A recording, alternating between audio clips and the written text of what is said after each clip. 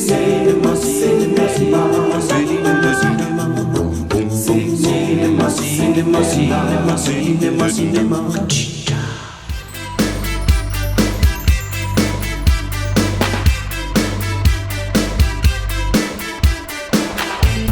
Radio Karoshi, oh oh oh. Bienvenue sur Radio Karoshi. Aujourd'hui, je vais vous parler des films méconnus. Je vais vous présenter quelques films et je suis sûr que la plupart d'entre vous ne les connaissent pas. C'est parti. Tout d'abord, voici un film qui s'intitule Maestro, avec le formidable, le monstre du cinéma français, Michael Lonsdal. Maestro est un film qui est sorti le 23 juillet 2014. Alors il faut savoir que cette année-là, le succès en termes de comédie française, c'était Qu'est-ce qu'on a fait au bon Dieu.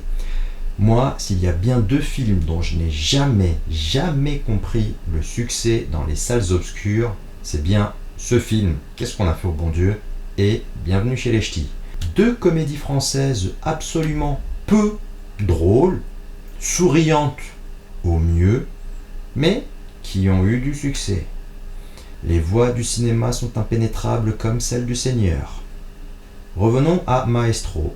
Maestro est un véritable feel-good movie. C'est simple, c'est efficace et c'est émouvant. On suit Henri, un comédien qui rêve tourner dans une production à gros budget, plutôt un film d'action, un blockbuster de type Fast and Furious. Malheureusement, ou heureusement pour lui, il se retrouve dans un film d'auteur. Astrée s'avança lentement, se mit, dit « Trop chiante ta meuf, je la kiffe gros ». Vous savez, moi, la poésie, je suis pas sûr de bien comprendre, en fait. Ah non, mais il n'y a rien à comprendre. Il faut la sentir et la vivre. Et il faut avoir été malheureux en amour, peut-être. Jouissez de la vie. Il est beaucoup plus tard que vous le pensez.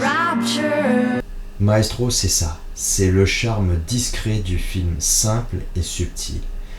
On a une vraie leçon de cinéma, un cinéma humain, un cinéma à petit budget, mais qui fait de la qualité.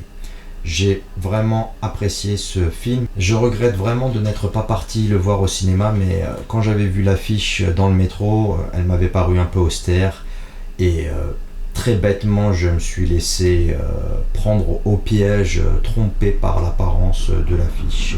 Il ne faut pas se fier à une affiche de film. Jamais, en aucun cas.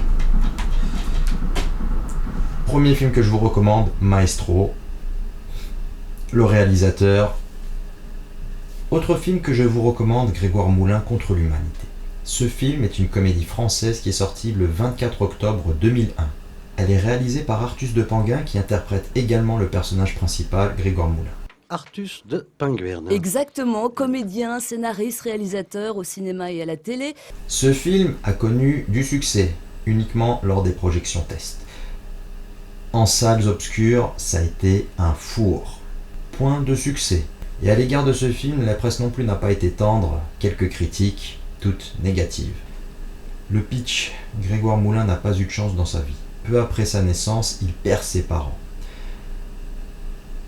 Plus tard, il devient employé dans une compagnie d'assurance. Alors, signe particulier, Grégoire Moulin déteste le football. Lui, il aurait voulu être danseur.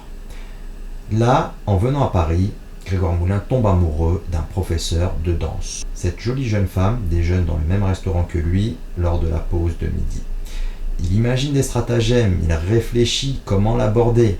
Lorsqu'enfin il prend son courage à deux mains, rien ne va se passer comme prévu.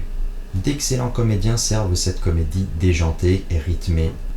Didier Bénureau, Clovis Cornillac, Antoine Duléry, Philippe Magnan, Pascal Arbillot. Pour ne citer que.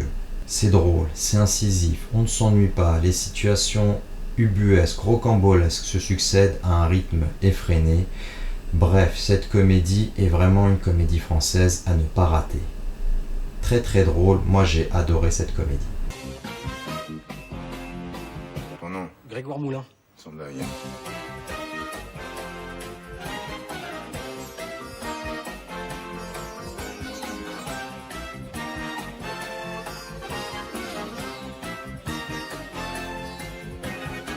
Ce film C'est une vraie comédie, une sympathique comédie, un agréable moment de détente en perspective.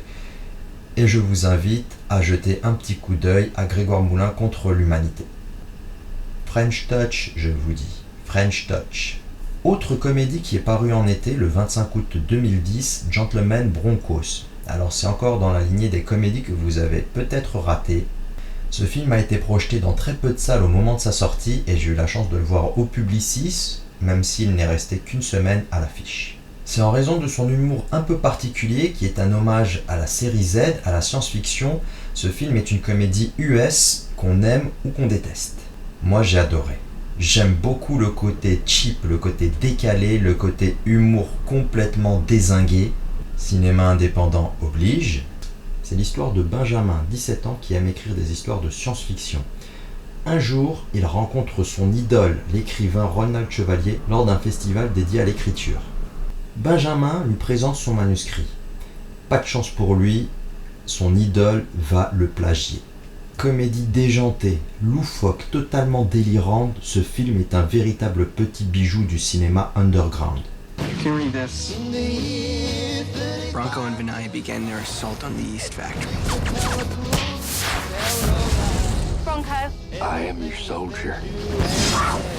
I'll cut to the chase. Unless you can give us something worth taking to print, we're just gonna have to let you go.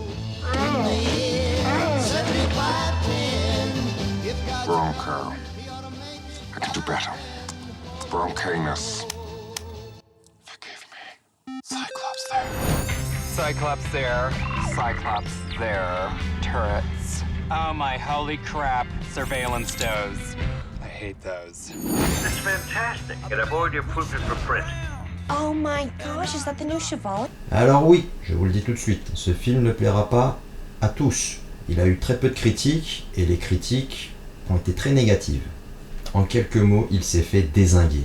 Mais je vous le dis comme je le pense, Gentleman Broncos est un film drôle qui mérite vraiment d'être vu et d'être connu. Vous verrez même, mise en abîme génial, l'adaptation du texte de Benjamin, Les Seigneurs de la Levure, dans une version totalement cheap et pathétique. C'est génial. J'adore ce film. Le réalisateur est plus connu pour son film Supernacho avec Jack Black et il a également réalisé un film qui s'intitule Napoléon Dynamite. Napoléon Dynamite. Changement de registre pour un film qui s'intitule Mute Witness ou Témoin muet en français. Ce film est sorti en 1994. Il a été primé au Festival Fantastique de Gérard Maire. Anthony Waller, prix du jury et mention spéciale pour Marina Sudina. Billie Hughes, maquilleuse et muette, se retrouve enfermée dans le studio. Alors qu'elle cherche à sortir, elle tombe sur le tournage d'un film clandestin. Au début, elle pense que c'est un film porno. Et il va se révéler que ce n'est pas du tout ça, mais que c'est un snuff movie. Elle assiste en direct à un meurtre filmé. Ce film est un grand film de série B. Le jeu des acteurs, le suspense, la tension dramatique est là en permanence. On est vraiment pris dans l'histoire.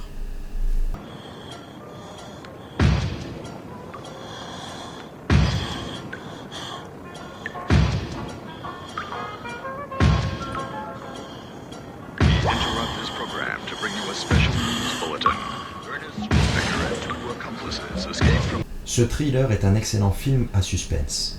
Et je suis certain que ce polar très peu connu en France ravira les amateurs du genre. À voir.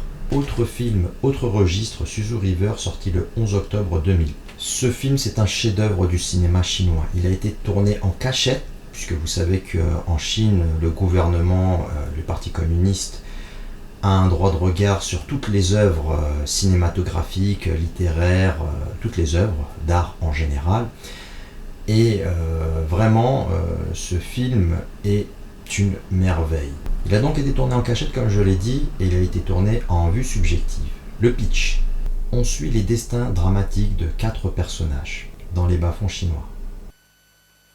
如果有一天我走了，你会像马达那样找我吗？会啊，会一直找到死吗？会。你撒谎。 La réalisation façon documentaire et les contraintes imposées par la mise en scène, puisque c'est un tournage clandestin, donnent à cette œuvre poétique vraiment une puissance phénoménale. Le réalisateur, Lu Ye revisite le mythe de la sirène, puisqu'il s'agit de la sirène de la rivière Suzu, et il donne à voir des histoires d'amour romanesques. La force principale de ce film réside dans la profonde humanité de ses personnages. Bousculés par la vie, faibles ou indolents, ils sont l'incarnation de cette société chinoise en pleine mutation. Suzu River est sans conteste l'un des meilleurs films asiatiques de ces 20 dernières années. Ne ratez surtout pas ce film que vous pouvez voir sur YouTube, je vous mets les liens dans la description. C'était Radio Karoshi, mention cinéma, je vous dis à bientôt pour de nouvelles vidéos et toujours de nouvelles aventures. Ciao ciao!